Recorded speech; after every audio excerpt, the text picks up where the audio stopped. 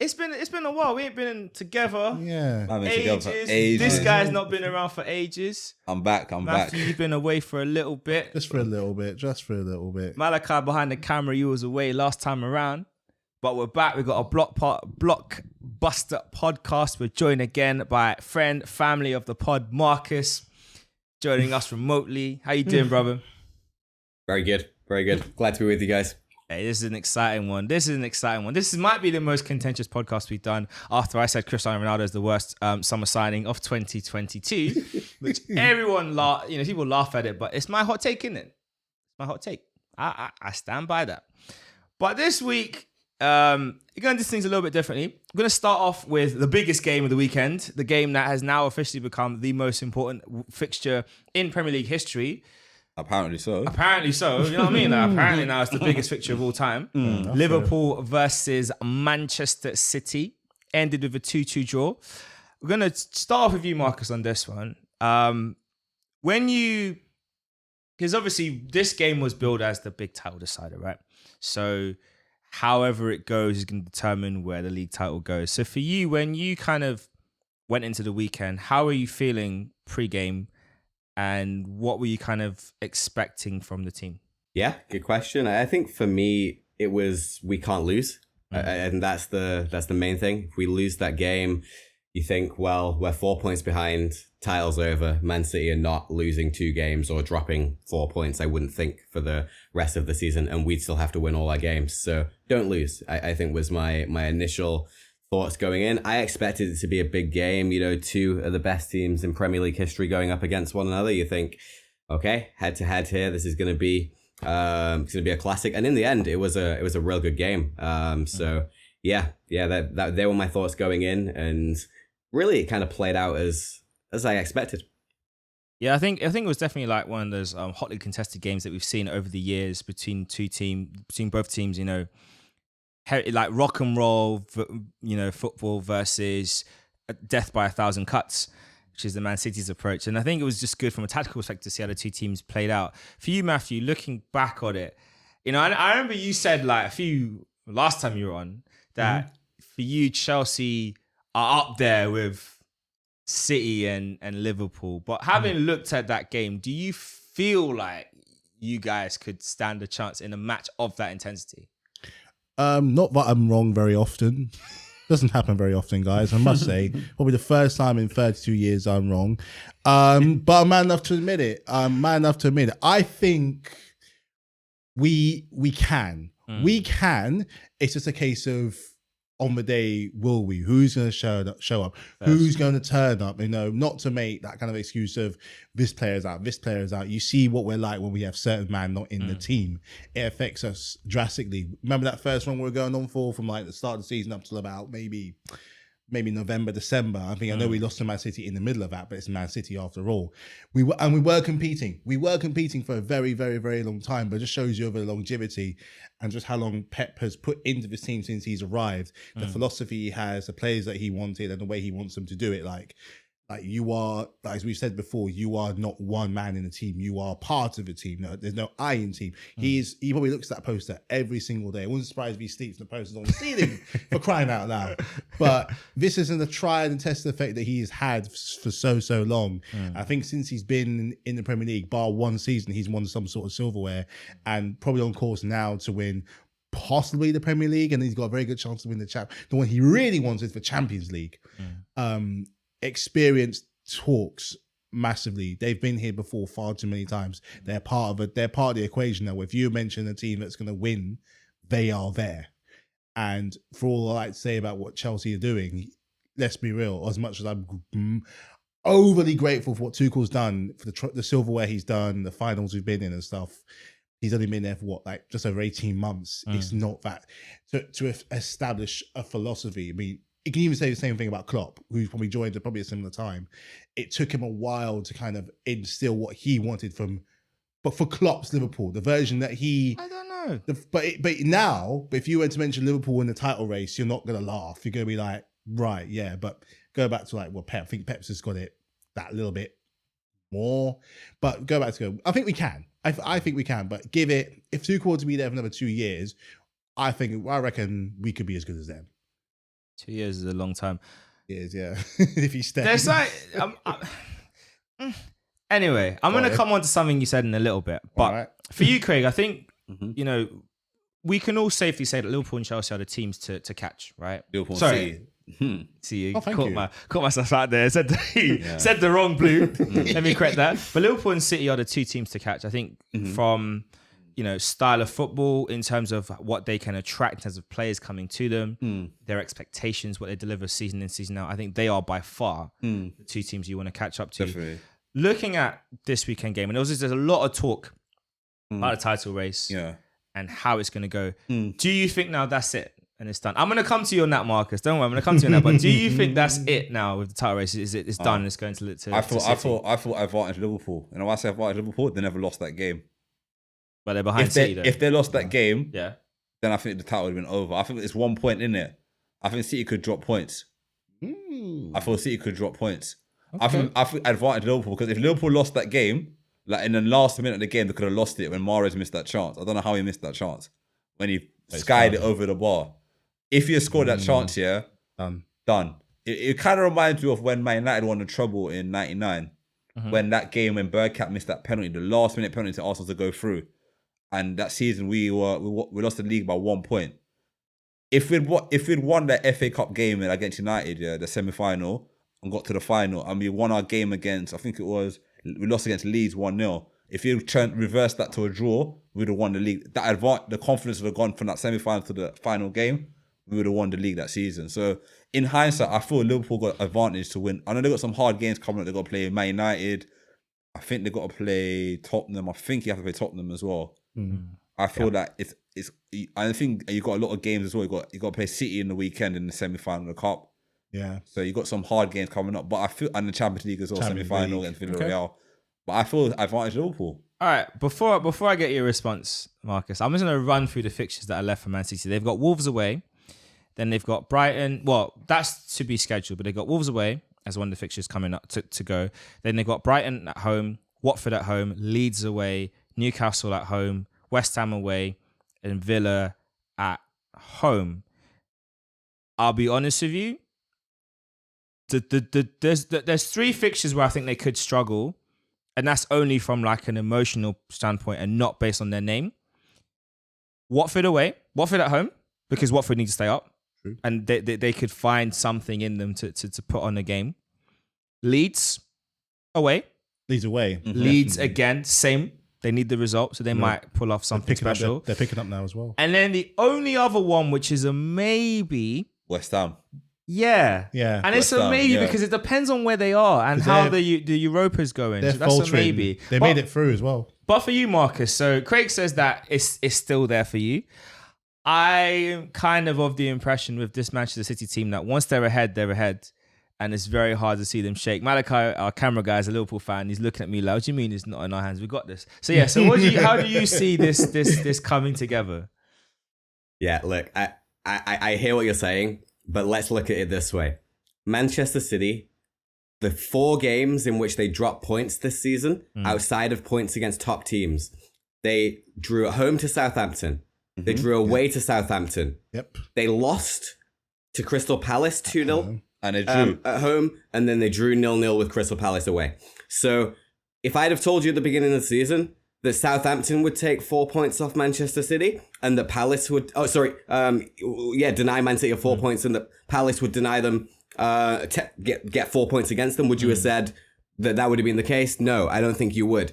I slightly disagree with you in terms of the games in which I think are Man City's biggest chances of dropping points. I look at the home games that Man City played against Wolves and West Ham, and they only won both of them by a goal. And I think going away to Wolves has historically been a tricky fixture for Manchester City. And I think that Man City's potential points dropped could be against Wolves or West Ham away. I didn't really give too much thought to the relegation teams because Man City will score 5 against Watford regardless, and Leeds have just conceded goals all season.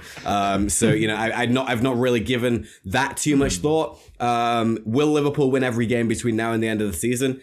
I hate to be to be difficult with Man United fans, but we beat them 5-0 at Old Trafford. I'm not really worried about that game.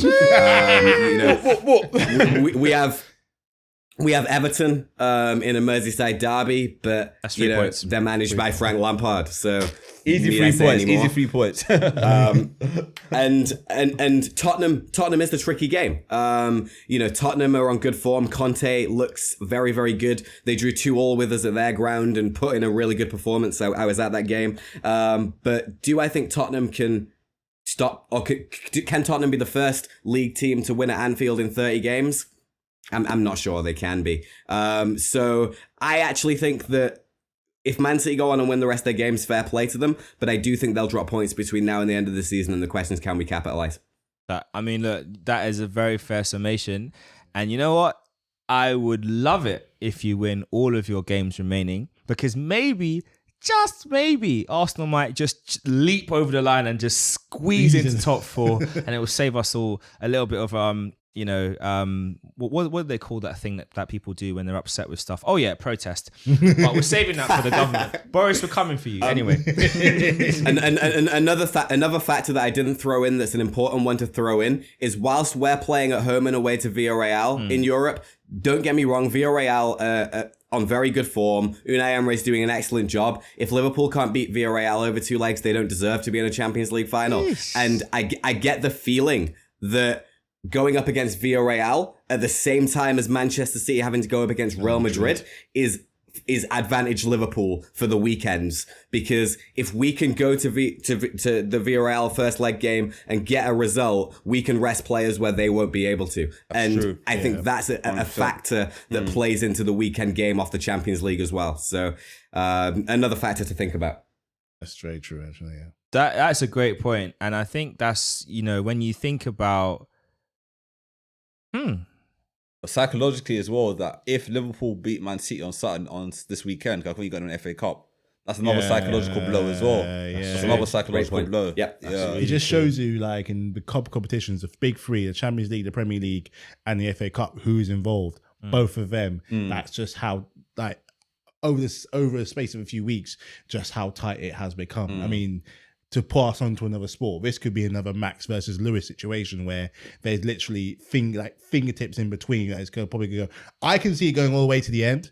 I want to see it go all the way to the end, because I just think for the entertainment value that I like to talk about, it's absolutely there. And like you said, the best teams will come out. If you can't win, if you can't beat Villarreal, if they can't beat Real Madrid, you don't deserve to win it. That's literally the position we're in right now. So in a way, we kind of always got what we wanted. Like, and again, your games that you have, their games they have, you don't really see them dropping too many points. So it's gonna be a big one.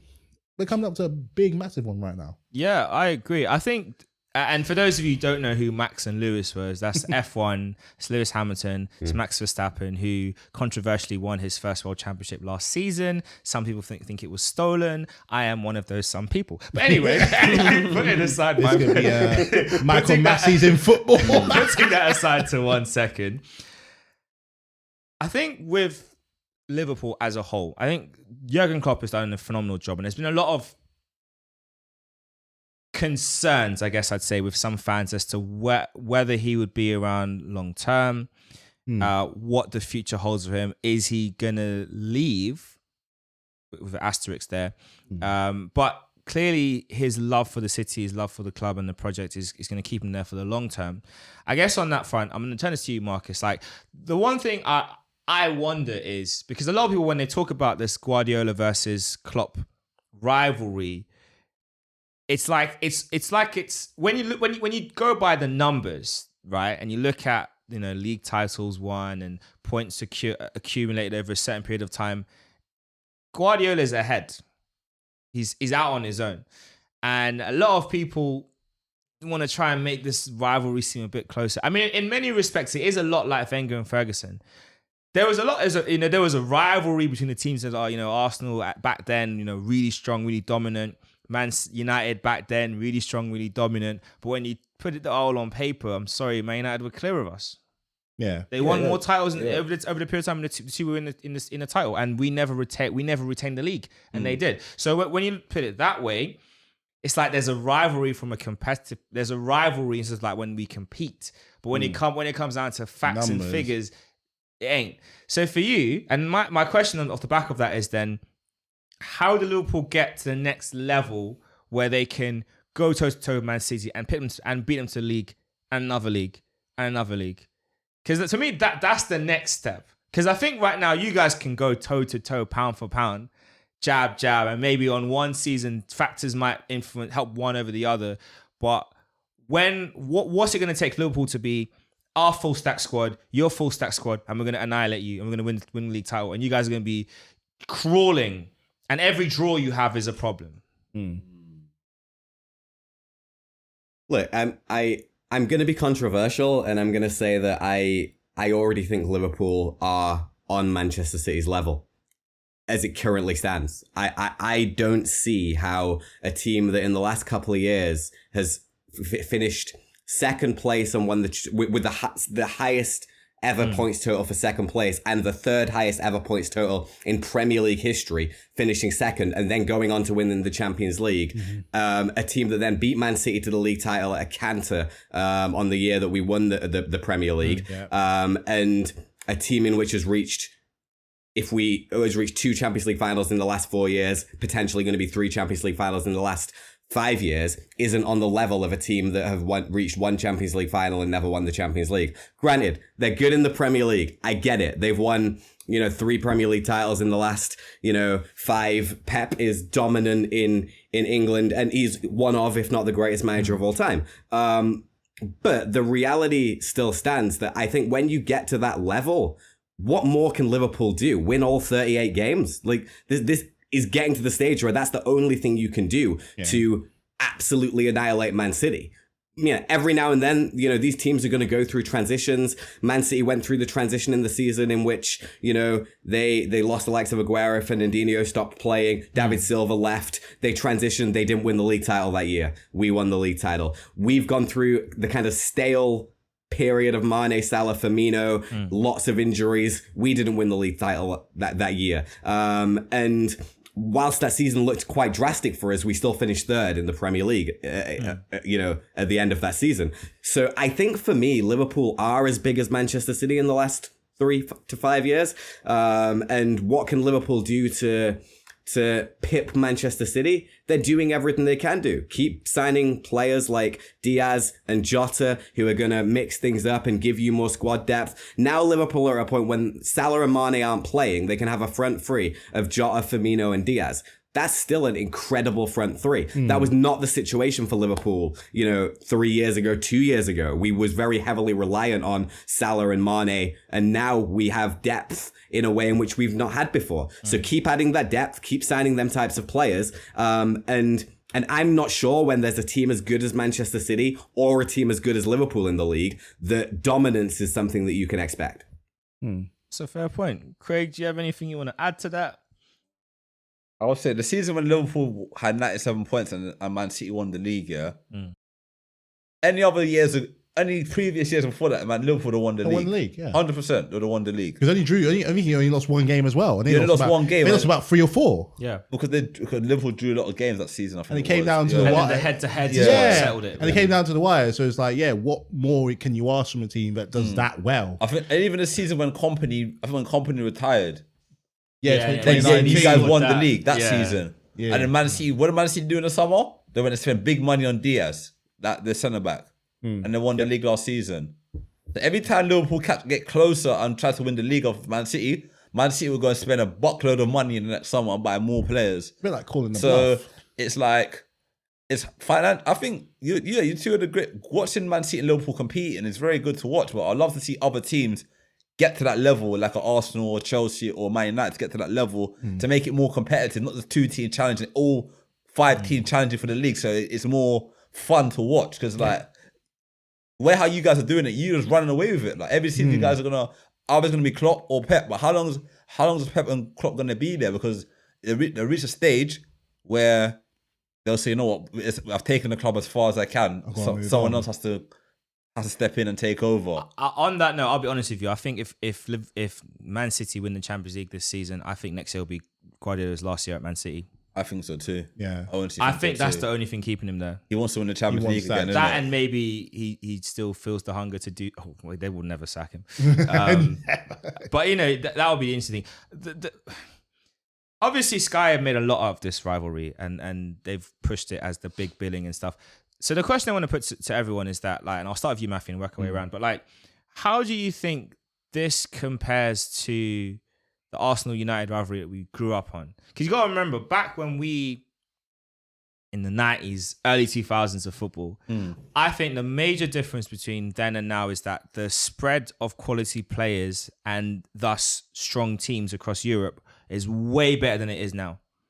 Way better. Like, you had strong Inter and Milan were both strong. Strong. Like right now, one is stronger than the other. Like right now, they're kind of getting back there, but compared to like they're stronger than they were a few years ago. They were, but they can't talk to anyone. They can't talk to Madrid. They can't talk to Barca. Whereas back then, they could talk to them. Yeah, because what happened was that they went through that transitional period where all their legendary players like the Pirlos, the Maldinis, the Seedorfs, They all got retired. Packers, all they retired, them, and they had bad managers as well. Yeah. But after Ancelotti left Milan, that was it. That team crumbled. So with that in mind, because when people talk about the rivalry between Manchester City and Liverpool, and like this is the biggest rivalry in Premier League history and all that kind of stuff, I think when I look at the Arsenal United rivalry in particular, the quality of football we played at the time.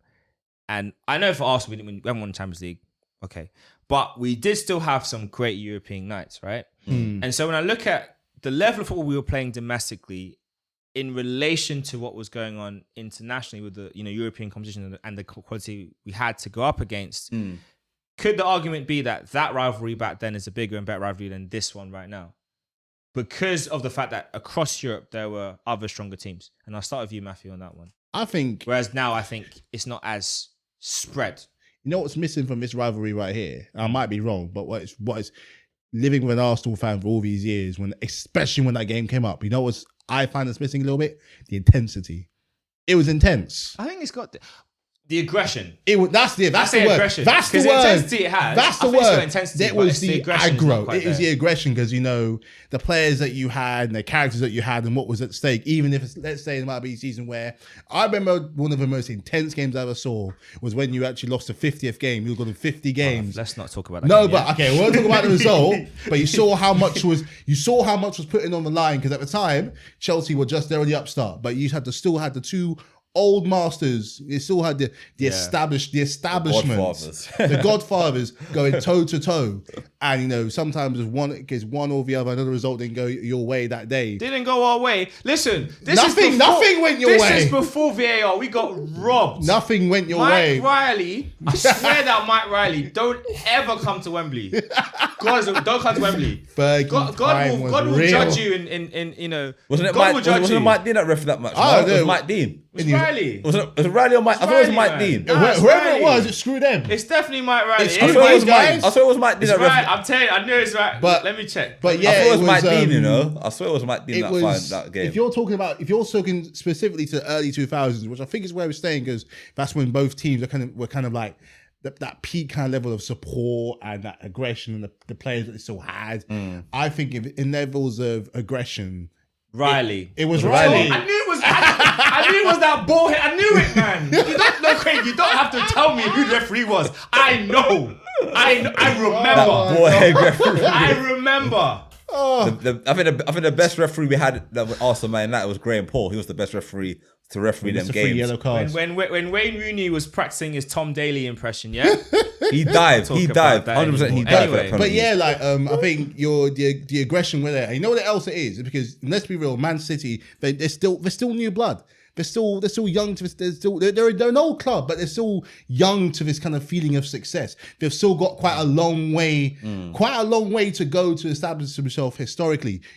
Whereas you had both. You're kind of leveling the way as like, we're coming big. All right, they might have done better in Europe, but you're still strong domestically. We're invincible. We're the champions. We won at our rivals' ground. So you're coming with that energy, like you're the biggest team in North London, and it meant something. It was almost like it was Die Hard, ride or die sort of thing. Where this now, I mean, yes, you got Liverpool, one of the most the most established team in English football. Yeah. And it just feels like it's like watching the rookie. The rookie's coming up, and it's like they're just clipping at your heels a little bit. It's annoying, but sometimes they match you, and sometimes that they beat you as well. Do you know what? It's a shame that it's Man City's your rival and not anyone else. Like if it was Liverpool Arsenal going toe to toe, I think it would be I would say by far biggest rivalry because we both have that capital of our history, right? If it was Liverpool Man United going toe to toe, same. We both have the capital of our history. No one cares about Man City. Go to Saudi Arabia. Okay, no, that's a bad example. Go to America. Do you know Manchester City? Who? Oh, you mean Man United? Yeah, Ronaldo plays. No, the other team. What other team? That's what it is. Oh, yeah, them. That's what it is. You go to Morocco. Do you know Man City? No. Oh, wait. Mahrez, yeah, I know he's Algerian. Mahrez, yeah, I know Man City. But it's like, bruv, no one cares about them. No one cares about them like outside of themselves. No one cares about Man City. That's what I'm getting Liverpool, at. Chelsea, Arsenal, the rest.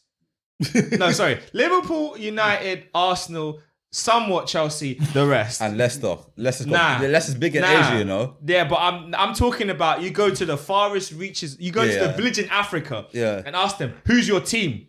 They're going to say one of Arsenal, United, Chelsea, or Liverpool. They ain't going to say Man City. That's true. Unless their cousin sent them a kit. Oh, you're a Man City fan. Who? Oh, yeah. But anyway, over to you, Marcus. What do you think about that idea that in as much as the rivalry right now between Liverpool Manchester City is big and it's fierce, that in the grand scheme of things, in comparison to the United-Arsenal rivalry of yesteryear, it's just not, I don't think it's on the same level. But do you agree? You might not agree. No, I do agree. I don't think it's on the same level. I think, you take away Manchester City's money and they're just a B-Tech championship club, right? So at the end of the day, you get thumbs up for that. Thumbs up. Facts, right? Facts. Somebody has to say it. A B-Tech blue. Man City. Man blue. Man City are obviously a very, very good team with lots of very good players, and they have managed to buy their way to success, and fair play to them for doing so. And Newcastle are going to go ahead and do something similar. Mate, Liverpool have 3 bigger rivalries on their own than Liverpool Man City. Liverpool's rivalry with I would say 2. Maybe Man City is now 3rd. But Liverpool's rivalry with Man United is way bigger than Liverpool's rivalry with Man City. Agreed. Always will be, regardless of whether Man City are doing good or not.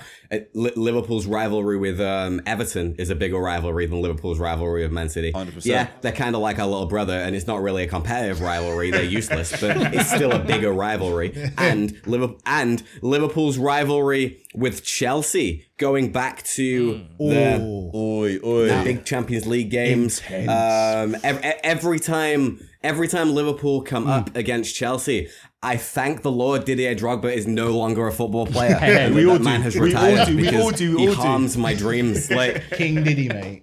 Oh, Didier, man. King like, Diddy, listen. but yeah, no, like, look, I think it's too premature to be talking about this being the biggest rivalry of all time. I know they're trying to make money and all on Sky Sports and things, but the one thing that I would say is that I do think these two teams going up against each other is the highest quality of football that I've seen.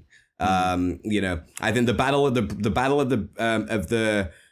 between the battle of the what was it called? The battle between Man United and Arsenal in 2003. Battle of Buffet. Buffet. Yeah. Big up Cesc Fabregas and the pizza throw. These guys were aggressive. These guys were, Patrick Vieira, Roy Keane, Martin Keown, Tony Adams. These are players that will literally kill you. Like, it was a whole different breed of football back in that day. So even on that day, Cesc Fabregas turned into a monster. Like, and these are the types of things in which you look and you think that level of, like you say, aggression in them games was a different thing. And you would genuinely think these two groups of players hated each other. Whereas there is a respect and a kind of softness between Liverpool and Man City where, they go up against each other and play great football. But in terms of the bite, the bite's not there. Yeah. But, these are teams that have got 99, 98, 97 and 100 points in Premier League seasons. They are the highest quality of football that the Premier League has ever seen. And when them two go up against each other, that is a footballing spectacle. That's for sure. I agree. And talking about the highest quality of teams, we're going to go from the top of the table to a team that is straight up shooting blanks right now. And that's Arsenal. Might want to get checked by the doctor there. I remember on several podcasts, I've talked quite proudly of our Champions League run and the importance of it. I've talked quite proudly of our team's need to continue performing to a high standard. And unfortunately, our striker has forgotten what it means to be a striker. And we're going to get into that in a little bit. But, Craig, what's happened? Where's it gone wrong? What's happened? International break. We're on a run. As soon as the international break came, Tierney got injured. Partey had that big game against Nigeria. When he came back, he got that injury against Palace. I think Tierney played against Palace. And then Tierney played 2 games for Scotland. Yeah, and he got injured. He didn't have to play them 2 games. Only meaning his friendlies as well. He could have played 45 for both games. Was one of them a qualifier? No, none of them both friendlies. Both friendlies. Oh, yeah. Because Scotland in the semi-final of the playoffs. So yeah, because they got to play Ukraine, innit, in the semi-final, so they had international break. I think they need to scrap this international break. I swear, I hate international football sometimes. It just annoys me, like, because when your team is doing well in the league and they had that break for international football, and you come back and you lose games where you should be winning or drawing. But you know what? My biggest issue is this, right? And this is where I understand why back in the day Ferguson used to tell players, look, pull a sickie. Rio Ferdinand's injured, is unavailable for the international game. The first game back, Rio Ferdinand's fit and available now. Yeah, that was a quick injury. Where'd that come from? Little muscular strain. I understand now because international managers take the mick. I know in the part, like with Kieran Tierney, he has got a really bad injury record, right? So as a club, I'm pretty certain they would have said to him, listen, please don't play him too much. Or even if they didn't say to him, as Scotland, what more do you need to learn about Kieran Tierney? You know what his game's about. He ain't developed any more than when you last played with him. He ain't changed. He's had injury problems this whole year. Do you need to play him for both? Do you need to even call him up? That's the first thing. Okay, call him up, fine. Why give him up? Why make him play 90 minutes in both fixtures? There's no need. And it's a friendly. So why not give someone else a chance to see if they could maybe cause you to not pick him in the game you need to play him in? There's no need. Now it's out for 6 months now. 6 months. Out for 6 months. So he's gonna potentially miss part of the new season as well. He might be back. He might be back for pre-season. Apparently, he might be back. But it's a serious. The injury he's got is a serious knee injury. Isn't it? It's a serious knee injury. Crazy. So rehab and all that. So I don't understand that. But yeah, I mean, I feel that Arsenal need to take I would, if we play Southampton on the weekend, I would drop Lacazette because he doesn't offer anything. Like, he doesn't stay up front. He's more like a defensive midfielder. He drops back a lot, doesn't he? He drops too deep. And if you're playing teams like Southampton, you need the striker to be right on their last defender. Like, maybe a Martinelli. I play Martinelli through the middle. Play Smith Rowe left. Play Saka right. Play Lokonga and Xhaka in midfield. Play Tavares left back. If Tomiyasu is fit, play Tomiyasu, and if you have to, but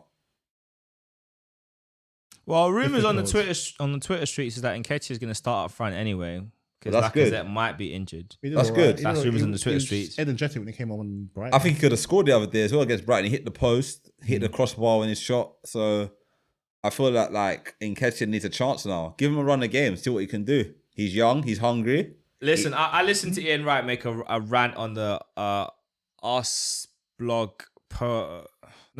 podcast this week. I've never heard Ian Wright swear so much, man. I felt for Uncle, man. I was like, Uncle Wright is so we need to have a conversation one day, but I felt for him. He made a good point though. For Nketiah, you should be making this position your own. Yeah. You saw Aubameyang leave. You've seen what Turkey Zet's doing up front. You got to make this your own. How can you be coming on and impressing a little bit? Bruv, you should be coming on and bagging. Yeah, that's you should be bagging goals. And you should be saying to Arteta, listen, look at me. I'm the number 9 now. No. Forget him. I'm me. I'm that guy. And right, he was talking about when he was coming up at Palace. And he had Mark Brett. Yeah, ahead of him. And he also had, I said the other striker, Andy Gray ahead of him, right? Yeah. And he was just sitting there thinking, just give me one chance. Just give me one chance to come on the pitch. Just put me on the pitch. Just give me one opportunity. Because I know if you give me a run at games, I can do it. Over for them, man. I don't see that in Nketiah. I don't see that hunger. I personally feel that the issue with Nketiah, he knows he's going to another club in the summer, innit? He knows he's not staying at Arsenal, innit? So his heart's not 100% in it, innit? Yeah, but this is the thing, right? And I'll come to you, Markus, on this side. Here's the thing I don't understand with players, right? If you know, and I'm going to bring him up again. I'm sorry. I have to bring him up. I'm really sorry. When I say the name, you can understand why I keep saying I'm sorry, yeah? Rigi. No. You remember Fernando Torres when he went over to the Blues, yeah? You remember how, beginning of the season, my man was stinking out the joint. Stinking it out. Like 6 baths wouldn't help him. Stinking it out. Then all of a sudden, October, November, Torres is banging in goals. December, Torres looks hungry and fit. Torres looks back. January, oh, sorry guys, I want to leave now. Where are you going? I want to leave. I'm going. Has a request. Sell me. I want to go to Chelsea. Nketiah, I'm sorry, but you're going on a free transfer. But where do you want to land? Because right now, no Prem club's going to take you. Why would they take you? You can't hold the ball up. You're half decent in the channels. You ain't really clinical from distance. You're not that clinical in the box. You're clinical in the box, but you don't get enough chances to score in the box. So what am I really investing in? And if your agent's saying, yeah, we can get you like 120,000 a week, who's going to pay that? Newcastle. Brighton may be dumb, but they're not stupid. True. Newcastle will be looking at a higher bracket of striker. So your window for them left. January was your Newcastle window. That's the truth. Or Crystal Palace. That's what. Yeah. Palace didn't want him. No, Yeah. Palace didn't want him. No, they wanted him, but it's the money. Because the agent got greedy. So Palace would have been a great... Now, why would they take you? Mateta is telling the fans when I score and I kick the corner flag, go boom, as is my thing. He's trying to do his little branding thing. He's comfy. The avenues of where you can go to are getting smaller and smaller because every club will take a step back and say, you might be on a free, but what value am I getting in free? The only country I can see him going to is maybe Germany. It's not about countries, it's about the club. Because he's going to want to stay in the UK, primarily, I'd assume, right? So what value are you giving these clubs? Your attitude is showing them that you're not up for the fight. And all these clubs next year are gonna have high aspirations. So for you, Markus, like, what do you think about that? I'm sorry to bring up Fernando, but I thought that was a good comparator of what you do when you want to make that move. You got, like Adebayor, he gave us the 30 goals and he kind of went a bit haggy and then we got rid of him. Yeah, look, I think my biggest concern with what's going on at Arsenal is that they're only good enough to run a consistent string of games together until they come up against a bigger team and they get dismantled every single time. And I go back to, almost every season you've played Liverpool, you've came in on some string of form, and then everybody at Arsenal saying, well, this is the game, this is the one that's going to show. We'll prove to you guys here now, this is the one that matters. Even earlier, if we go back in the season on one of the earlier podcasts, when you guys were on some good form, and you say, we might give you a game here, this could happen here, like, this is the game, this is the test, going up against the big team. Guilty. Lose 4-0. And I think, but this is the problem, right, with Arsenal's situation. And long term, when you look at Liverpool, Man City are solid. You look at Chelsea, solid.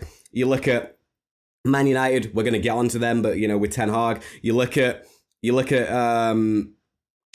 Tottenham, who we all know struggle and like to bottle it when it matters. But Conte is a world-class manager, and if he stays, they're going to spend money, and inevitably, money and Conte, they go well together. And he always seems to be a big fan of money. And it wins so when you got that, well. and then you've got Newcastle, who are going to spend 200 million, I'm worried because I think football rises and falls on the quality of manager, and Arsenal and Arteta, they very much strike me as similar to where Man U were with Solskjaer, which is, we like you, you're doing okay, but are you ever really going to take us to the level that we need to be at? Even if he secures top 4 for you this season, let's not forget Solskjaer finished second with Man United and was dismissed, half a season later.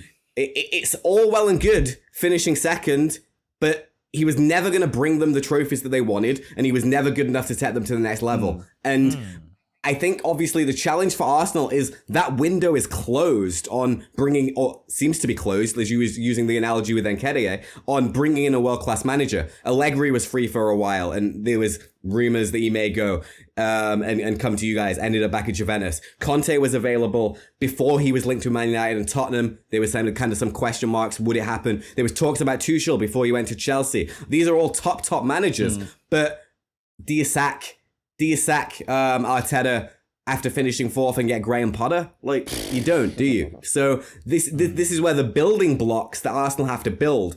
They really need to finish top four this season so that they can build on and bring in a manager that's going to be good enough to take them to where they need to go. And if we have a Premier League with 7 top-class teams and 7 top-class managers, then you're really looking for a very, very exciting Premier League over the next 2 to 3 years. I want to jump on that point before I go. There's one question I want to ask you, Marcus, before Clive jumps on, yeah? Do you think if we don't get Champions League this season, do you think Saka will go? Arteta. Or Saka, yeah. Saka, yeah. I think Saka will go, you know? I think he wants Champions League. Like, Saka? Not yet. I don't know. I don't know whether or not he's going to be patient enough to stay around. I think the challenge is Arsenal will always slap a very high price tag on him. So, you know, if he's going to go, it's going to be for a lot of money. And is he the type of player that a top club is going to want to pay 100 million for? Klopp loves him. Klopp loves him. He loves him and he loves Martinelli. He loves them two players. He's always talking about Martinelli will go first. Martinelli will help. Yeah. He'll go first. But when was the last time you saw Liverpool spend 100 million pound on a youngster? We don't do that. No. We spent 80 million on Van Dijk, 80 million on Alisson. There was both established players. The last time I was on the podcast with you guys, I talked about Liverpool and the signings that I wanted to see, and one of them I suggested was Jude Bellingham. And the biggest fear I have with Jude Bellingham is that his price tag is going to literally price Liverpool out of a deal. Yeah. Well, it depends. Hopefully, with Bellingham, it depends on when you decide to make your move. Because if you wait long enough, if his contract, it's a catch-22. So if you wait long enough, his contract length will be reduced, so the price should be lower. The risk of that is that the longer you wait, the more competition will be there, and other teams could then come in and jump on it. But what I would ask then is let's say, because there was this debate going on about Arteta, Potter, and Vieira. What's the difference really? Because if you were to swap all three and put Potter in to Arsenal as it is right now, would Arsenal not be in the same position? If you put Vieira in, would Arsenal not be in the same position? So why stick with Arteta? My question then would be, if Arteta was to get moved on, who would be the manager you'd go for? Vieira. And as a conjunction to that, would Zidane be under consideration in your mind?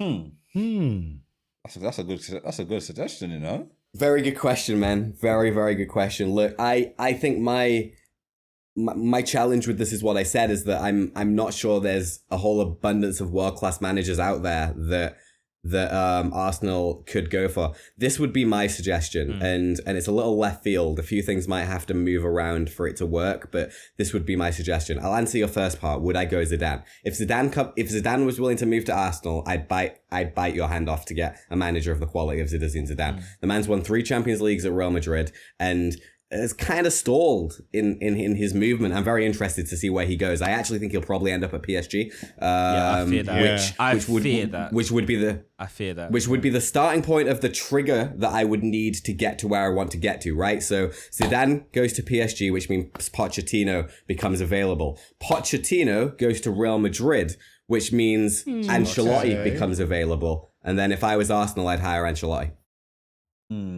Yeah, because Ancelotti he's a great manager, and he's really good in structured organizations, and I emphasize the word structured because no one can manage at Everton. I mean, Jordan Pickford is their number 1 goal. Yeah. He's the number 1 goalkeeper. And he's not even a goalkeeper. He's a boxer. But anyway, so I think that's interesting that the merry-go-round of Ancelotti in. And I know at the time when we did get Arteta, he was available. And I'm not entirely sure why the club didn't have him under consideration, because they both joined their respective clubs at the same time. He joined Everton. We got Arteta. And you look at it on paper, and we could just easily swap one out. Better job. But for you, Matthew, just on the notion of Arsenal in crisis, I honestly think if Arsenal now, bearing in mind pre-season, I would have said, you know what, to get Champions League would have been a wish, a hope, and a prayer. Yeah. The minute we were in the driving seat, I said we have to stick it out. Yeah. So for me, Arsenal have to get there. They Yeah. just have to, by will or by force. For you, how do Arsenal do it now? Looking at the state of the squad, what would you do with the personnel? And secondly, if we don't make it, does Arteta have to pack his bags and sign and collect his P60 and his P45 and Foxtrot Oscar out of the club? Ask the second question first, and it's a yes. Second question, it's. I'm sorry, like I'm well aware he makes you money. The club clearly like him. He's a very friendly face. He says the right things on camera. And let's not forget, he did get the FA Cup. He did get it. You can't forget that as well. But if considering the position that you're in and you're in its prime, where Man United are falling off, only recently Tottenham have started coming back. West Ham are having problems with their own because they didn't sign in January. They're now starting to fall off. So really and truly, you are in. I know the table doesn't show it, but you can still be in the driving seat. I mean, he can get you there, and you can thank him, give him his flowers, his whatever we want to do with him. But it's the one thing to get you in the top four. It's staying there for the next season. You got to go look to the next season. The previous season is done. Whatever happened there and then, you can't guarantee that with that team you have there right now, with the players that you got, good players are going to keep you going into that Champions League. It's not enough just to qualify. You want to try and see where you can get. I think I always say, if you get to say under the quarterfinals, you're giving it a good go. You've given it a really, really, really good go. You've got some good players there. Whether they can sustain you in that, I do not know. Let's not forget the players you got leaving and the players that might get taken away from you from other clubs. You just don't know. I think in a more experienced head, someone who knows football that's a little bit more, who understands like particularly European leagues when it comes to competition and transfers, will be able to kind of steady a ship a little bit more, have those kind of hands and fingers and many, many pies to kind of steady the fires here and there, know who can go there and who can go there, to utilize the young talent, who needs to go and who they can get in. So, and I just don't, it's the inexperience in him. I don't know if he's got that in him. He's trying. A lot of Arsenal fans saying that he's trying to copy Pep. Well, Pep is Pep and you're Arteta. So you're talking on two very, very different levels right here. It's not enough to simply be under the man. You got to kind of like be the man. Let's not remember, Pep was already established before he got to English football, before he spoke a word of English at Barcelona and Bayern Munich. Okay, so let's not even compare the two. Your first question. First one, whoever is fit, you got to go gun ho. You've got nothing to lose. Go gun ho. You got We've got a lot to lose. Well, in he might lose his job, bro. But either way, like I said, I don't think there's not a job for him next year. Even if he does get you there, I personally don't think. If you want to get back to where majority of Arsenal fans want you to be, which is to be competing in the competition. And but still trying to kind of like, because it's an extra responsibility. And at the end of the day, let's not forget, that's not including two other cup competitions and you're in domestic league. You're asking a lot over a whole bunch of players. So this that you have right now, go gun ho, go mad. Just treat every game as how many games you got left now? It's like what, 8 or 9 or something like that. Plus a game in hand. Game in hand. You got Chelsea coming up, and I think you got Man United coming Chelsea, up, and Northland and Spurs, who are on a bit of a roll right now. You have to throw every little single thing. Leave no stone unturned. Leave it all on the pitch. Literally, you're in that position right now. We just got to throw caution out the wind.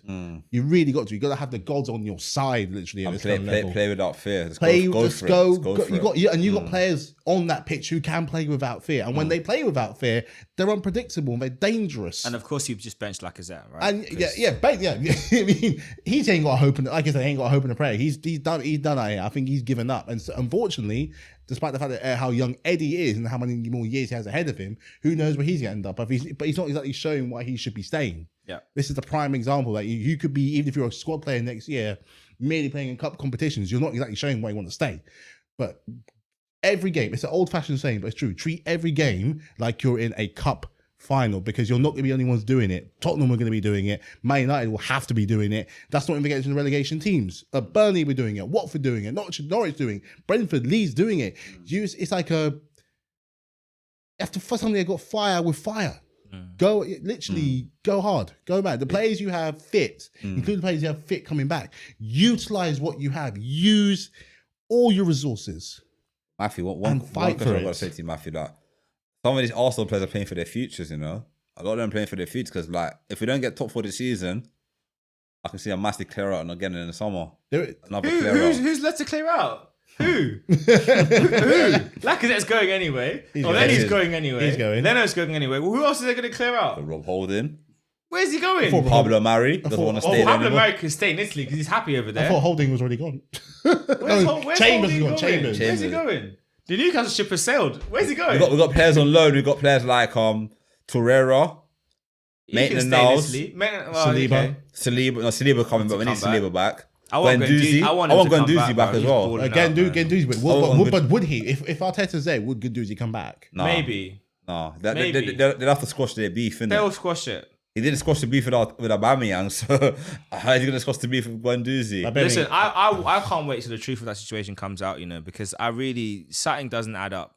It smells. Something don't add up. I want the truth to come out, and I want to know. But let's move on from one former giant, total failure, to the other one, our twin, also useless, other team that also wears red, team that are up north. Although their fans are all from down south. Manchester United. Absolute. I mean, I don't know what to describe. They're just a joke of a club. All that talk pre-season. We're going to win the title. We're going to be challenging. You can't even challenge for Champions League. You're not even challenging for the Conference League. But anyway, they've made some smart moves this recently. They've had conversations with Ten Hag. Erik Ten Hag from Amsterdam Ajax, and he has agreed in principle to join. They've got to work out a compensation plan and stuff. So when Ralph joined, there was a bit of confusion from one of the panelists on this podcast about the influence he would have. And that panelist was me. So I'm here to admit that I was wrong. And I may have overestimated Ralph Rangnick's actual influence as a manager. He is more like... the Bean? I can't even say... He's not even like the professor in Money Heist, because the professor in Money Heist actually did the work. So I don't even know what to do now. I don't even know what the equivalent is, you know? He's just there. He's the guy. He's the teleprompt writer on the news channel. He just puts teleprompt together. That's it. But so now they've got Ten Hag potentially in the bag. That is massive. So I'll start with you, Marcus. Like when you heard the news, because you were saying just earlier, like the Premier League having all these top managers is exciting, and that's another manager which Arsenal probably should have had a look at. But again, they are comfortable. That's a common word with Arsenal. Comfortable. It's just too comfortable. But anyway, how did you feel when you heard the news about Erik Ten Hag coming across to Manchester United? Look, it's really interesting because, you know, I would have also said that I thought Rangnick would have done a better job at United on the field than he's actually done. You know, but at the same time, I think what we may learn here is that Mourinho's generally always right and that he wasn't necessarily the problem, but that Man United are the problem. And Erik Ten Hag is a very, very good manager who has done his groundwork, spent time with Guardiola at Bayern. Not many people know he was even Steve McLaren's assistant at FC20. You know, he has done a very, very good job at Ajax since taking over, and has rightly put himself on the world stage as one of the best potential managers in world football currently. And for Man United, I think it is an absolutely very big coup to be able to put pen to paper with a manager of the potential quality of Ten Hag. Now, I stress the word potential because he hasn't really done much in terms of actually proving himself, if we're being really honest. You know, Frank de Boer won 5 league titles at Ajax, or 4 league titles at Ajax, and ended up at Crystal Palace and got sacked after 6 games. And Ten Hag's Champions League run to the semi-final with Ajax, whilst impressive, I think was a little deceptive. The quality of them players like De Ligt and De Jong were absolutely exceptional, and we're seeing that as they're, you know, starring at Juventus and Barcelona respectively. They were top level players, and even the tune he got out of the likes of Donny van der Beek, for example, it'll be very interesting to see how he features at Man United under Ten Hag, because he was incredible for Ajax in that season. But I think it was flattering. They reached the semis. They ran out of steam in that final 45 minutes and was rolled over by Lucas Moura. And they wouldn't have even been in that situation had Sergio Ramos not picked up a second yellow card in the first leg of the game against Real Madrid and was playing in the second leg. I genuinely don't see a way in which Real Madrid concede 4 goals at home against Ajax with Sergio Ramos at the heart of their defense. And, we're talking very, very good prime Sergio Ramos, or maybe just past prime, but world level Sergio Ramos. So I think there's a lot of reason for Man United to be excited. I think there's a lot of reasons for Man United fans to think, okay, yes, there's real good potential here, but I also think they really would need to be patient. Give it 2-3 years. They're still a million miles away off the quality of Man United, of Man City, of Liverpool, and even of Chelsea in this particular time. And I think we will really see, is the problem Manchester United? Oh, that's interesting. What do you think on that, Craig? How long do you think it's going to take them to be a credible outfit again? And do you think, the conjoined question, who will get there first, Arsenal or United? I'm going to throw that to you as well, Marcus, and to you as well, Matthew. But I'll start with you, Craig. I'll start Man United first, yeah? Yeah, and then how long do you think it's going to take for them to I get feel there? that if they get Ten Hag, it's going to take them 5 years to get back where they were. 5 years. 5 to 4 years going to get them to get back to where they were. I think it's going to take them a long time. Do you know why I say that? Because Man United got a massive rebuild to do in the summer. They got a massive rebuild. Don't. Huh? And Arsenal don't. I don't think our rebuild is that big. Our build's not that bad. I don't think our build's... actually, in comparison to Man United, there's probably not that many. We got a good defence. We've got a good goalkeeper. We just need a few players here and there just to fill in the gaps, I would say. Like a jigsaw puzzle. You need a few gaps need to be filled in here and there. Man United got a massive rebuild to do. Their defence is terrible. Their midfield is terrible. Their strikers are not scoring enough goals. players aren't happy. Rashford's not happy. Pogba's not happy. Pogba wants to leave. Pogba's gone. Van der Beek was so unhappy, he went on loan.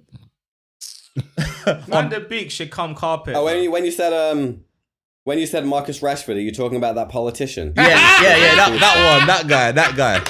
That's good. That guy, yeah, him. The one who's retired from football, yeah, that Yeah, him. Oh, mate, Marcus. number 9. Martial might go in the summer. I like Might him. go. Marcus is why I like you, man. But they can't find out. Have you seen him on loan? He's been terrible, isn't it? Dog poo. Martial is so overrated. He's just rubbish. Do, mate. Greenwood was doing a good job at the start of the season, but obviously had his case now. We can't talk about Wood, but anyway, Ronaldo came back from a big holiday and he's had his holiday. But he left Turin for Manchester. Man came from a big holiday. He's enjoying his pension fund now. His pension is good. Man, crazy. Cavani should be starting more games. What's going on with Cavani? True, Why is he not playing more? He's always injured, but he's but always every playing for time Uruguay. You see him play, He's playing for Uruguay all the time. Is he really injured? He's playing for Uruguay the other day. He's not injured. He knows. He's like, I ain't playing for this joker for team. Man wants to go back to South America, man. He don't want to play for Man United. He Man. wants to Come go on, man. home. I've had enough. But that's the thing, though. Like Edison Cavani should be leading the line for Man United because every time he plays up there, He scores goals. Not just that he scores. He presses more than Ronaldo. He runs more than Ronaldo. He chases the ball down. He plays like a guy that wants to be there. I know Ronaldo's Ronaldo and running after the balls. If a pass is a bit behind him, it's a bit long. But come on, bruv. You can show a bit more effort. Sancho had a good look. He played okay recently, but then he got dropped again. So he hasn't been consistent. It hasn't worked. As for Arsenal, I think Arsenal got good. We've got some good young players coming through in our academy. We've got like one guy called Amari Hutchinson. We've got Flores, a Mexican but bearing guy. in mind, when I say how long will it take for Arsenal and whether Arsenal will get there, who will get there first? I think Arsenal. I'm not talking Champions League. We're talking about like challenging. What? Let's be honest, because when I talk about Arsenal Man United getting back to the level, qualifying for the Champions League is not our level. Competing for the title. That is our level. I think another 2 more seasons, to be honest with you, for Arsenal. He says 2. Matthew, 2 more. Who will get there first? Arsenal Man United and how 2 long? more. I'm coming, Markus. seasons. Go on, I'm coming. I know. You got the. Who You will got the get argument there ready. first? I think 2 seasons. Arsenal first in 2 years. 2 years, yeah. Because in 2 years' time, Howard is With sacking out. Jet Black Jet Black as manager.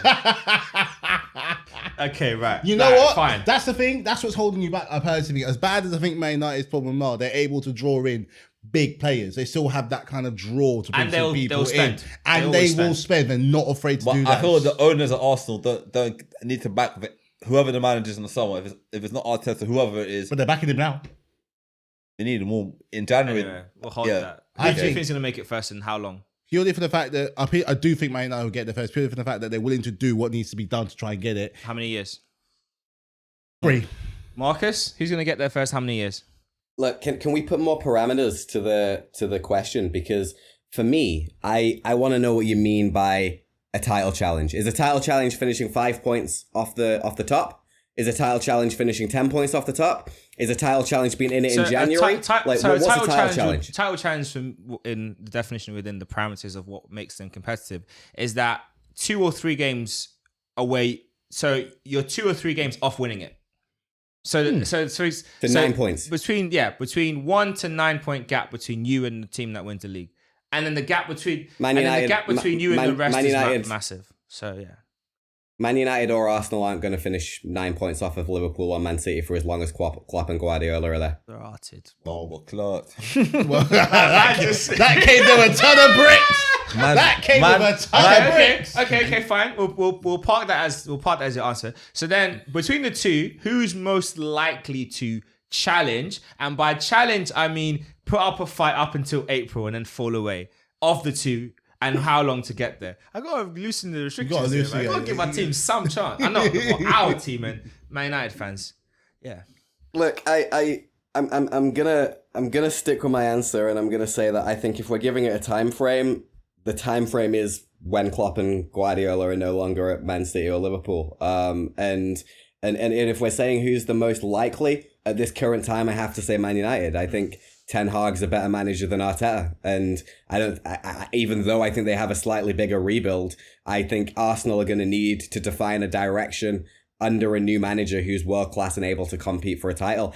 The only way Arteta competes for a title is if 4 teams all of a sudden fall ill like Liverpool did that year, and then maybe they'll compete. But on a regular season, I don't think there's enough there, and I would go as far as saying that Newcastle, if they spend right and hire the right next manager, are in the same bracket as Arsenal, Man United, Tottenham, for competing for a title, and maybe could do it quicker because they've got more money.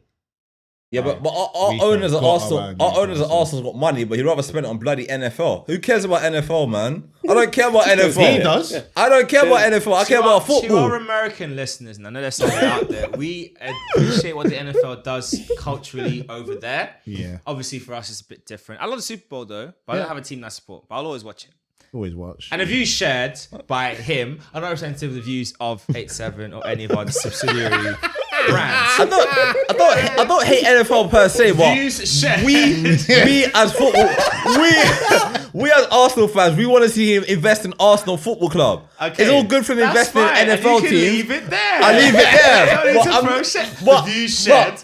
But he's already spent a lot of money building a stadium And they won a Super Bowl. And they won a Super they Bowl. won. Fair So- play to them. Now we have to transfer that money for it won from the Super Bowl into Arsenal Football Club so we can win the league or win Champions League and win trophies again, big trophies. The problem you have is that the Arsenal owners already won every sporting thing he wants to win. The man doesn't care about winning the Premier League with Arsenal. He just cared about the Super Bowl. If he Game doesn't over. care about Arsenal, then just sell the club, innit? Find a better owner. That's an asset. It's making his money. He used that to fund Yeah, that. exactly. That's why he's done it. He cares enough to Well, care. the only way it's gonna work is if the fans force him out, and it's not gonna happen. He's not gonna come to the UK. So what can we do? He's not going to come to the UK. Enzo's on that stick talk. He ain't coming to the UK, fam. Otherwise, it's done. Enzo Ferrari didn't care about road cars. He cared about winning races. You got Enzo Ferrari. Oh, Lord. All right, we got 2 more topics to cover, and we're gonna fly through those. Let's move to Southwest London. The Blues, Chelsea, had a very valiant performance last night as of recording against Real Madrid. I said to Craig during the first leg, don't discount Benzema. And the man Benzema, all eyes on B, came through strong. Bloody hell. But you outplayed them. We did. But we need to talk about this, brother. We need to talk about N'Golo Kante. We need to talk about him. And as well, Butterfingers Mendy. But you know what? It just goes to show that you can punch your weight. I think Mason Mount looks like, and you know, as a Chelsea fan that I know from college, and he said that Mason Mount needs to cut that floppy hair off. He's playing rubbish since he had the long hair, trying to look like Ben Chilwell. And all of a sudden, he's got the fresh trim, banging in goals like nobody's business. It's like it's weighing him down, like central gravity sort of thing. It was like just flipping his hair, like just. Yeah. Nice. Anyway, Streamlined. but for you, looking at that game, I mean, there's not much for you to play for anymore this season because you're out of everything. You're not gonna win the title. Nope. Let's just be honest.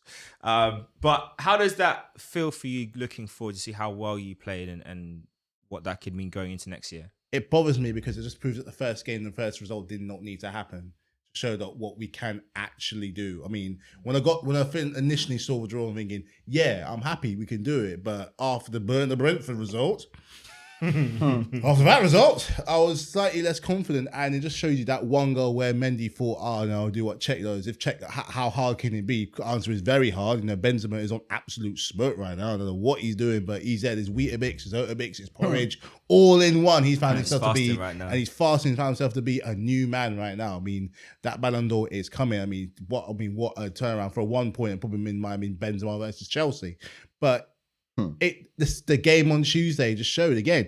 Didn't need to happen. That goal, Modric.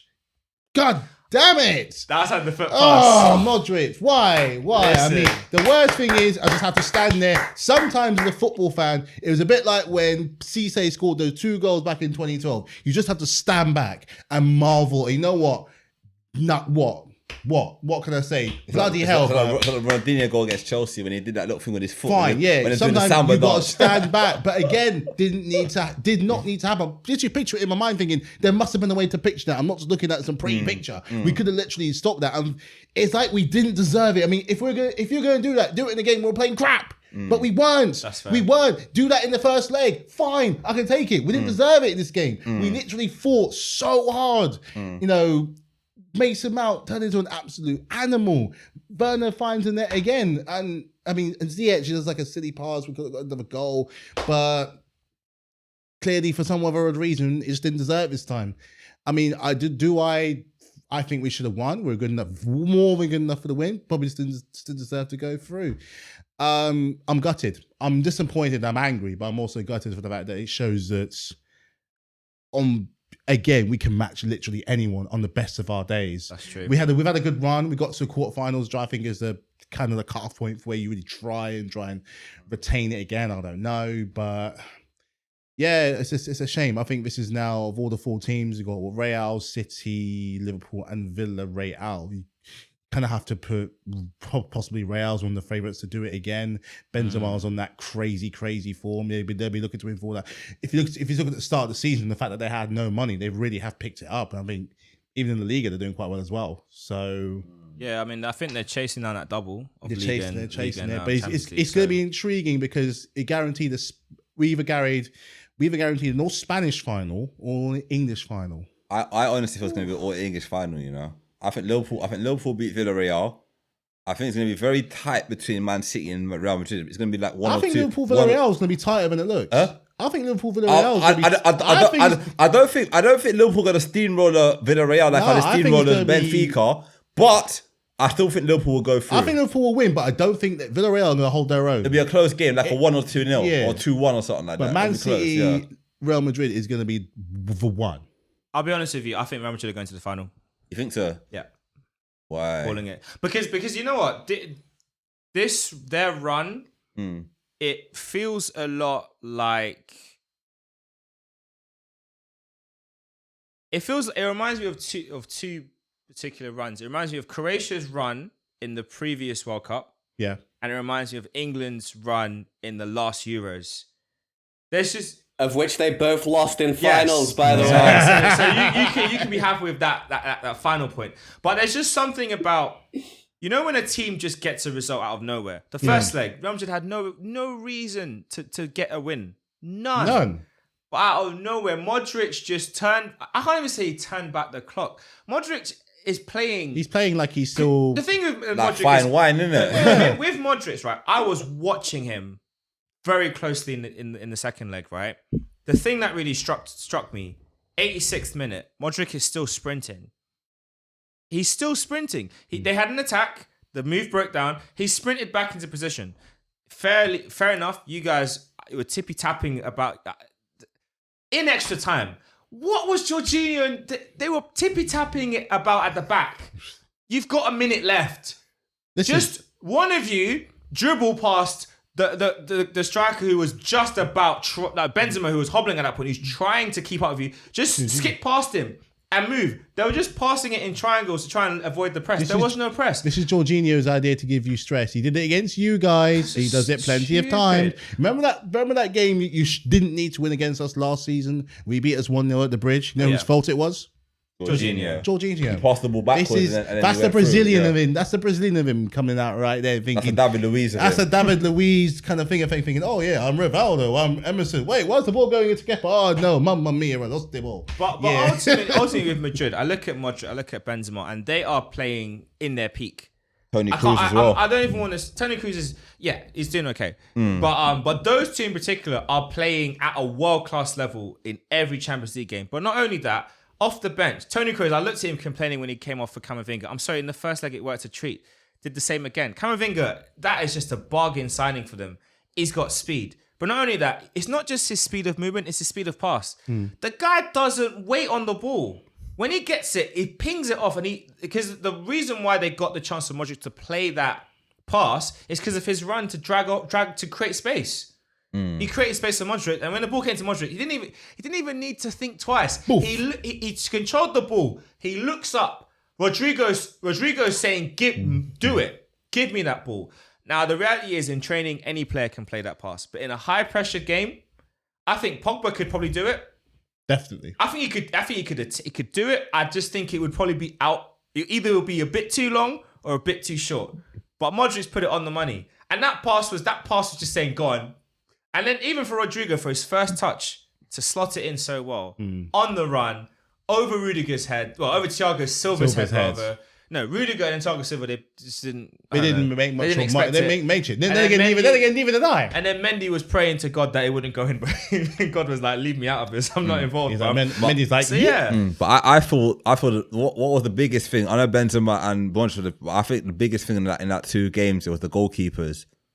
Courtois made a top class save in the first game. That's true. That kept it. And the second game, there's a goal. It's in the goalkeepers that Mendy made an error in the first leg when he tried to dribble that pass back. Yeah, that's the one. That's the killer. Didn't need to happen. And Courtois made a good save against Lukaku. And when he got the ball and towards the end of the game when he could have made it level. Courtois still a good keeper. But then again, I also look at N'Golo Kante, and I think in both legs he made mistakes in the build up to moves. I think even that Rodrigo goal, he's the one who lost the ball. He tried to flick it up in the air, innit? I don't know what he was trying to do, but it just...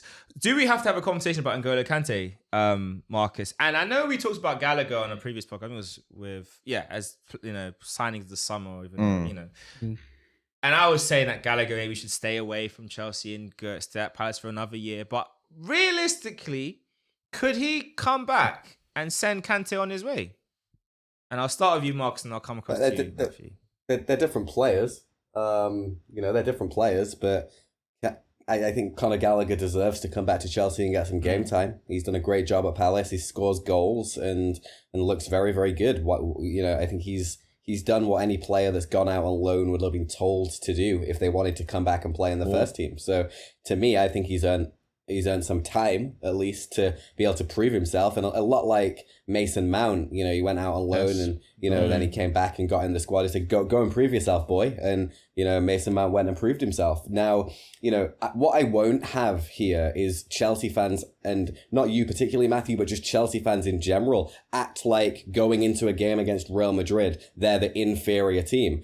You're talking about the European champions here. And the truth of the matter is that there's one player that has not came up in names here that is the name that cost Chelsea that tie as far as I'm concerned, and that's Pulisic. The guy comes off the bench and has two massive chances to change that game and misses both of them. This guy, is either injured or when he's on the pitch, he's just making a mess of things.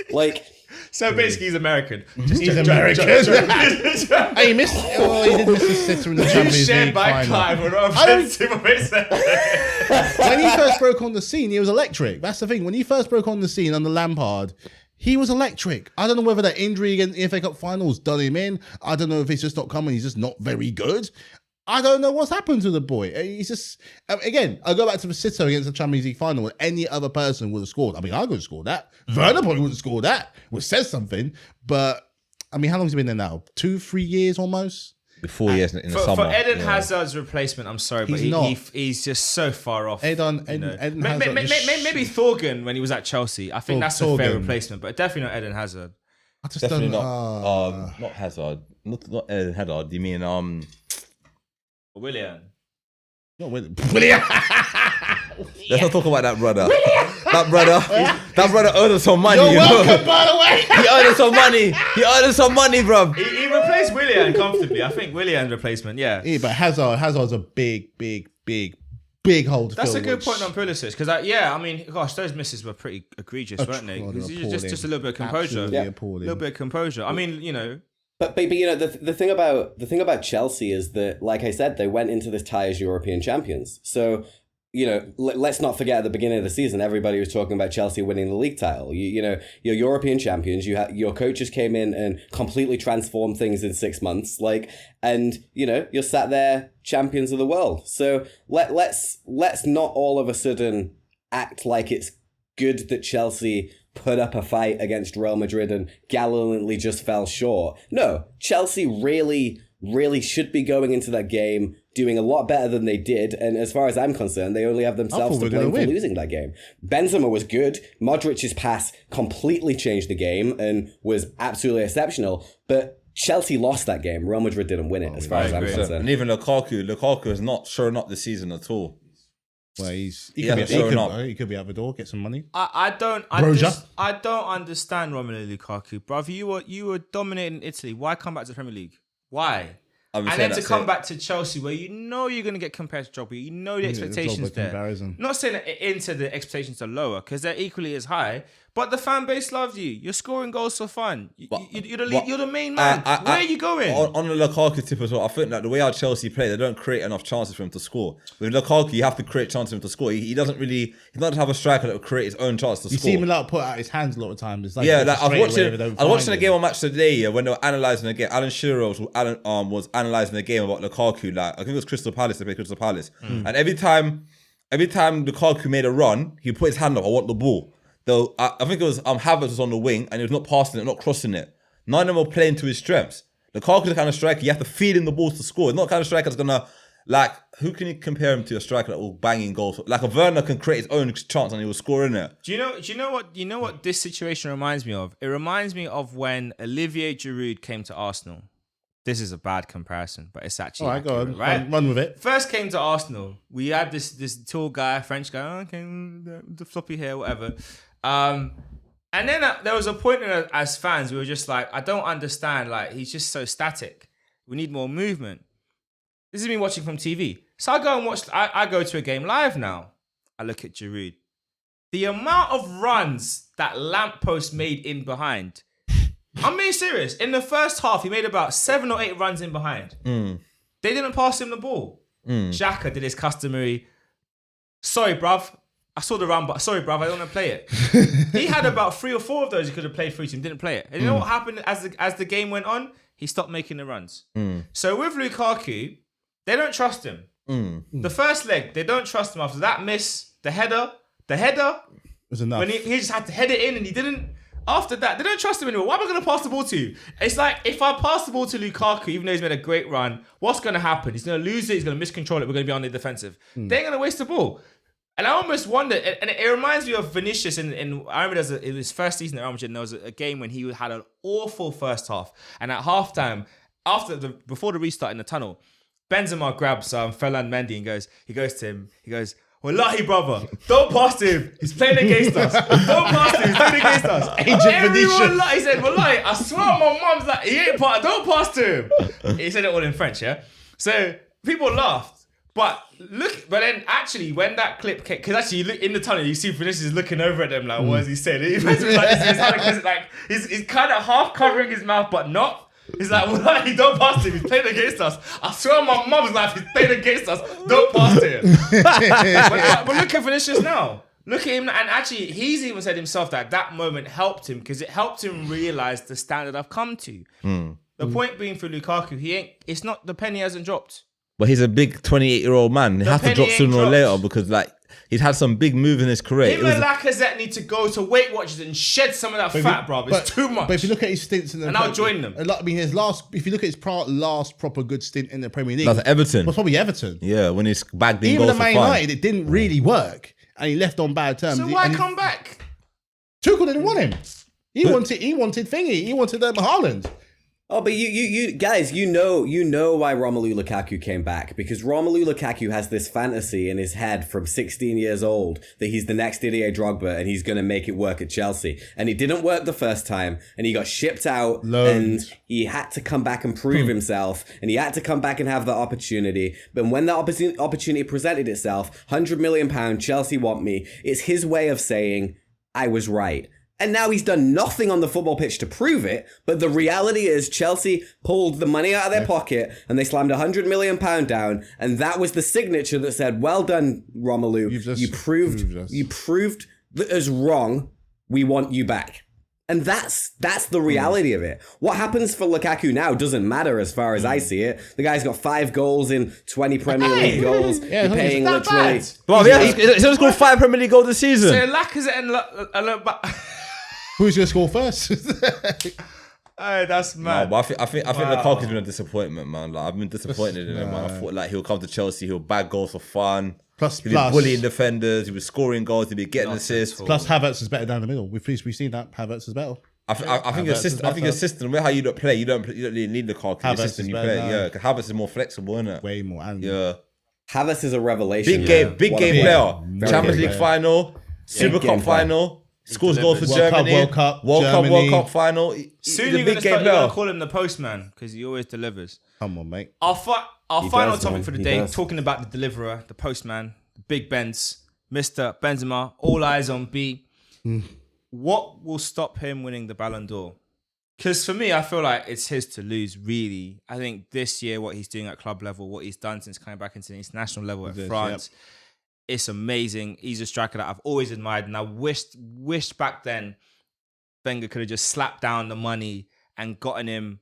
He was always going to go to Real Madrid, so we would have always lost him eventually. But if we could have at least had 4 years of Benzema at the carpet, we would have won something. It would have been nice. Would have won but something. Yeah, I mean, I start with UK. Who do you think is going to be who would be able to stop him winning the Balon d'Or?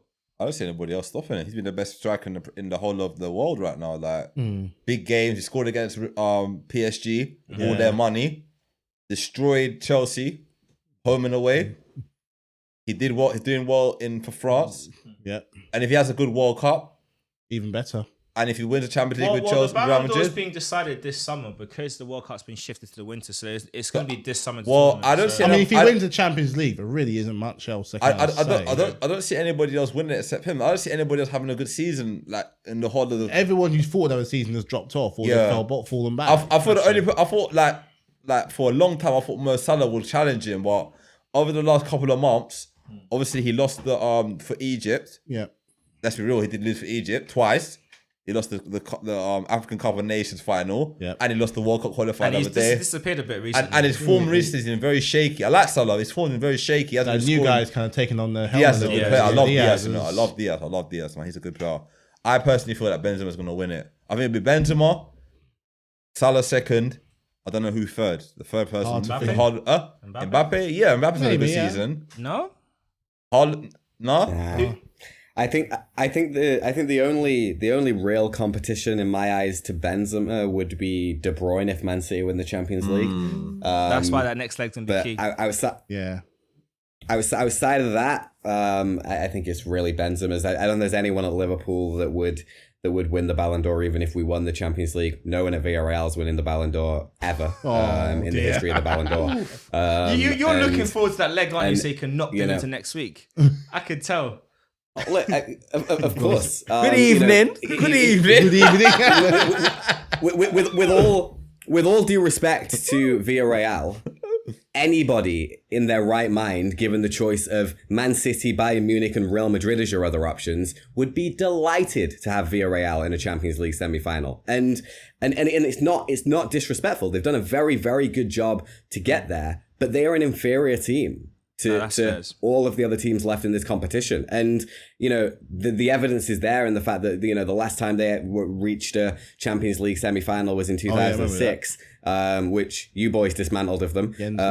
And they've never won the big trophy because they're not that team that are going to be on that stage every year. They're just having a very good season. And I get the feeling, Liverpool over 2 legs is one step too far for them. One thing I have to say, like, you have to be very careful with complacency as well, because like against Benfica yesterday, they scored 3 goals against Anfield. Who comes to Anfield and scored 3 goals? No, but I know you rested some of your players as well, but you have to don't take Villarreal for granted though, because Juve did. Bayern did.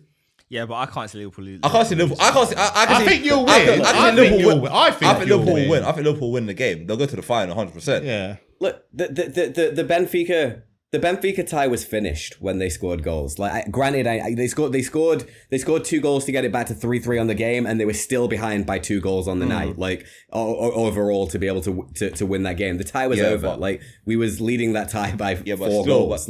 yeah. So I think I hear what you're saying, but the reality is that Liverpool going into a Champions League semi-final are not going to be complacent. And I tell you what, I think the complete story for me here is that Jurgen Klopp lost his Champions League final to Real Madrid.